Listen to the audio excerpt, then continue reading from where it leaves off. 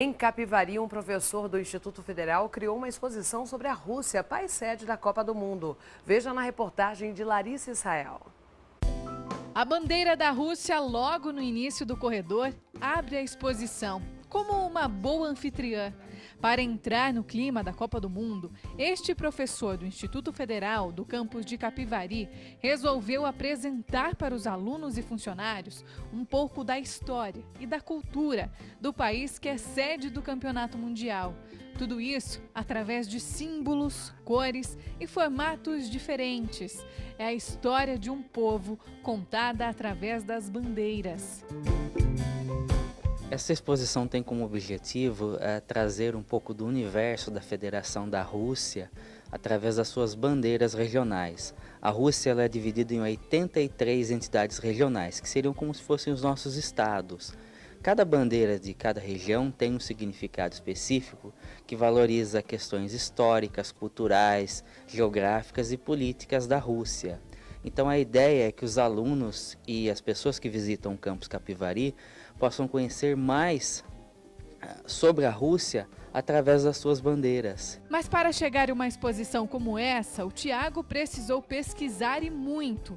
E tudo começou há 2 décadas, quando ele tinha apenas 14 anos. Naquela época, a internet era escassa e o único meio que ele encontrou para conseguir informações sobre os países foi escrever cartas aos consulados. Essa paixão pelas bandeiras e hinos começou justamente em uma Copa do Mundo, que foi a Copa da França em 1998. Na época eu tinha 14 anos e comecei a me interessar, né, nas partidas, né, antes do início, né, porque tocava o hino, mostrava a bandeira e ficava me perguntando, né, o que será que essa bandeira representa, o que esse hino representa. Então, com 14 anos eu comecei a escrever para as embaixadas e consulados, tanto no Brasil como no exterior, pedindo informações que eles me mandassem por meio de cartas, materiais sobre a história do hino, da bandeira, seus significados. E a partir daí a minha paixão foi crescendo. Durante todos esses anos, o Tiago foi recebendo as respostas das embaixadas e dos consulados. Todo o material foi arquivado. Além disso, muitos países enviaram para ele amostras de materiais que poderiam ajudar a entender a cultura daquele lugar, como revistas, mapas, moedas. E foi aí que, aos 18 anos, ele decidiu compartilhar todo esse conhecimento através desses 2 livros. Eles mandavam não só informações sobre as bandeiras e hinos, mas materiais, selos, moedas, todo tipo de material que pudesse divulgar o país. E era muito bacana porque eu conhecia muitos países que a maioria das pessoas não conhece, né? Belize, Ilha Salomão, Tuvalu. E imagina, para uma embaixada como essa, pequena, receber uma carta do Brasil de uma pessoa interessada no país deles, né? Então isso que era bacana, né? Então eles ficavam muito contentes e a maioria conseguiu me mandar um material, maior ou menor proporção, representando o seu país. Apesar de compartilhar todo o seu conhecimento através dos livros, o professor decidiu ir além. E é aí que entra a exposição, que nós falamos no começo dessa reportagem. São 82 bandeiras diferentes que compõem a Federação da Rússia. Um trabalho manual que contou com a ajuda de 2 estudantes. Tudo foi reproduzido aos moldes das bandeiras originais. No verso, as informações detalhadas de cada região.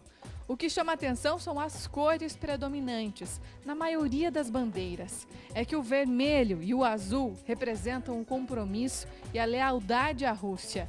E para entender um pouco mais sobre essas regiões, o Tiago nos descreveu as bandeiras mais curiosas da exposição. Esta bandeira é de uma região conhecida como Kurgan. Ela é uma região de passagem entre a Rússia europeia e asiática. Curiosamente, aqueles montes vêm da palavra Kurgan, que simboliza túmulos, né? Mas não túmulos no sentido ruim. É que estes túmulos eram feições tradicionais dos povos da região que foram colonizados pelos russos, que mostram montes, né, que eram a forma como eles enterravam os antepassados. Então é um símbolo de honra e não um símbolo ruim nesse caso. Esta bandeira é da região russa da Sakhalina. A Sakhalina é no extremo oriente, próximo ao Japão, no Oceano Pacífico. A bandeira da Sakhalina traz a ilha da Sakhalina e algumas pequenas ilhas, que são as Ilhas Kurilas, que aí tem um jogo geopolítico envolvendo então essas ilhas que pertenciam ao Japão e foram ocupadas ainda na época da União Soviética. Então a bandeira traz essa imagem das ilhas, reafirmando que elas são parte integrante da Federação da Rússia. Tem bandeira que representa os costumes da Rússia? Essa é uma das bandeiras mais curiosas, ela é de Novosibirsk. A Novosibirsk é uma região de transição, então, na Rússia Asiática. Ela mostra a figura de duas zibelinas. As zibelinas são animais parecidos com a marta ou furão, que eram valorizados pela pele, né? Que era muito utilizada nessa época, era uma região que esse animal tinha muito em relação à caça. Também eles trazem um prato de sal, né? É tradição do povo russo receber os visitantes com um prato, com um pão coberto de sal, representando a prosperidade, a riqueza.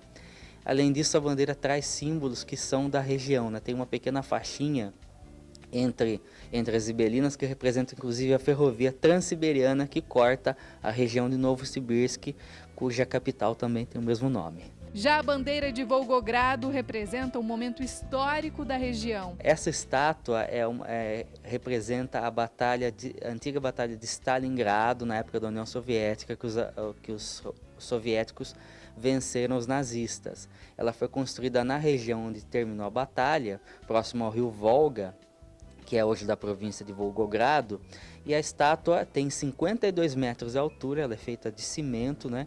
E ela tem a simbolização chamada Mãe Pátria Chama, que é uma mulher com uma espada representando a pátria russa, né? Que venceu uma das guerras mais importantes na sua história. E assim, através de símbolos visuais que misturam cores, formatos e imagens, quem passa por aqui consegue sentir, mesmo que distante, o clima do país que tomou conta do mundo inteiro, a Rússia.